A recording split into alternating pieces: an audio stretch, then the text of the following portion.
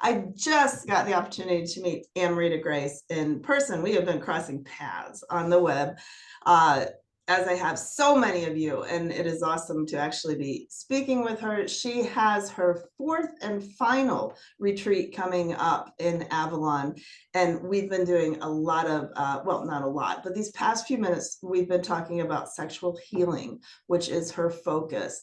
And I kept having the thought, well, you need to be recording this. So I'm going to let you talk a little bit about the retreat, Amrita. Of course, sure. So one of the things we talked about, one of the questions that Karen asked me, she said, "You've been doing this a long time, haven't you?" And I said, "I sure have." So I started my priestess path in the late 90s and was ordained in 2003 in the lineage of the Budapest.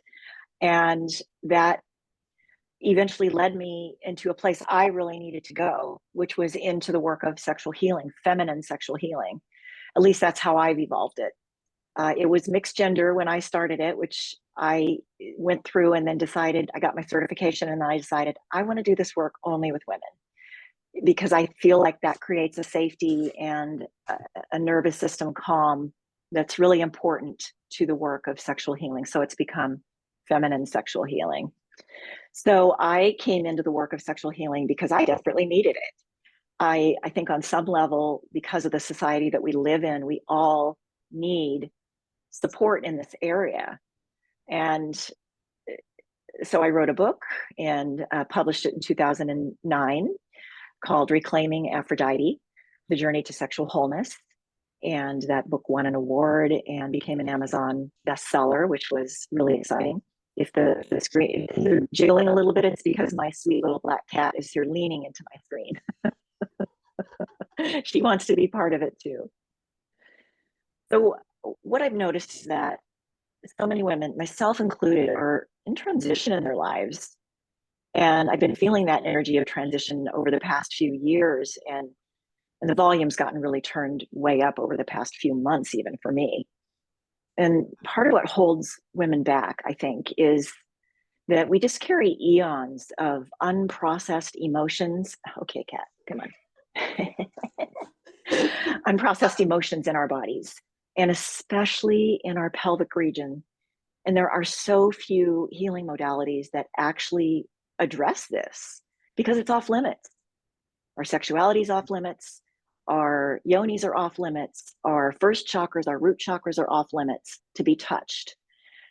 But that's where everything's stored. That's what really needs healing touch. That's not about stimulation. It's about presence and healing. But we just have so much just cultural and religious and sexual shame and wounding that's heaped on us, especially as women. And this stuff just gets passed down through the generations. Yeah, that's what we were talking about before we had the record, is that if you're sexual, if we don't do that sexual healing, if you don't have that turned on and activated, then the rest of your life is kind of dead. And it doesn't have to do with the actual act of intercourse or the way that our culture presents everything as a sexual thing for men. A lot of times that it has to do with your creation. It has to do with your aliveness. It has to do with your spirit. And we also mentioned how important these times are, that I'm just feeling everybody's dealing with something very intense. And, I feel so much that we are so much at this fork of what are you going to dwell at? And I actually, I'm not going to go into it, but I've had some personal things happen in the past couple of days. And I woke up in the middle of last night crying. I was like, my whole nervous system was just kind of, like it felt like, tingly, and I just started crying. And my partner's like, "What's wrong? Are you okay?" And I'm like, "No, I'm sad. I'm in pain." And I went out in the backyard and I cried. And he's like, "Karen, what are you doing?" I'm like, "I'm crying," but Just let that's me cry. this. Yeah. I'm like, you know what? That's why we have so much addiction in our society, is because that's not seen as normal to wake up in the middle of the night and just go have a good cry. But it's all tied in and it's all linked, that when you become alive, when you're given this freedom to do these things and to form more functional, healthy ways of living. Yeah, absolutely. So you were talking about choosing how we're gonna go forward in that fork in the road. And I think part of that, at least for me, has been, and the women that I work with, has been, yes, I want to choose joy, and I want to choose health, and I want to choose vitality. But there's some things that stand in the way of that. And that's these repressed emotions, and especially in the pelvic region, and the sexual wounding from my past lives, Yes. from these eons of patriarchal rule, and women as chattel, and women being owned, and women not having the right to own property. I've been watching Bridgerton, and it's like, yeah, when the husband dies, it passes to the next lord. I'm like, you got to be kidding me. So, but that's how that's that Victorian era, and we haven't evolved all that far from that, but we're working on it. We're working on it. So my work is to bring feminine presence into the realm of sexual healing, and combine that in this retreat to Avalon with ceremonial visits to the sacred sites, and private time in the Chalice well, private time in the White Spring, and an incredible container of Earth Spirits Little Earth, that wonderful space, that the same one that we were in last year, it's just a wonderful womb space for this kind of work. So I have a co-facilitator who is also trained as a certified spiritual sexual educator. We both are. And she has different specialties. We are incredible facilitation partners. She lives in Belgium. Her name is Martine Florus. We have been dear sister friends for a lot of years. And together, we come together in Avalon and hold space for women to come in and feel safe in their nervous system, to have better understanding of the workings of the nervous system. And this is trauma-informed work. And to also learn about co-regulation in the sisterhood. And so this is not tantra work. This is not sexual stimulation work. This is healing work. And that's an opportunity to release that stuff that no longer serves you, so you can have access to your life force and your vitality and your health and your well-being and your joy. Yeah, that's been a big part of my healing over the past 10 years, is that ability to feel safe in your nervous system. And that's, I in the past, I was a daily drinker for years and years, and that's how I would calm down my nervous system. And that's rampant in our society, but there's so many better ways. There's so many better ways. And I'm just thrilled to see people like you offering this. And you did say that you're thinking this is going to be your final offering, at least for the time being, in Avalon. Yes, this is the final offer. This is the fourth and final.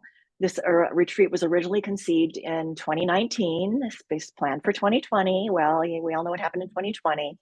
And I actually had the opportunity to go back in 2021, and nobody from the US could get there. But we started the retreat with 3 women from the UK and got it grounded.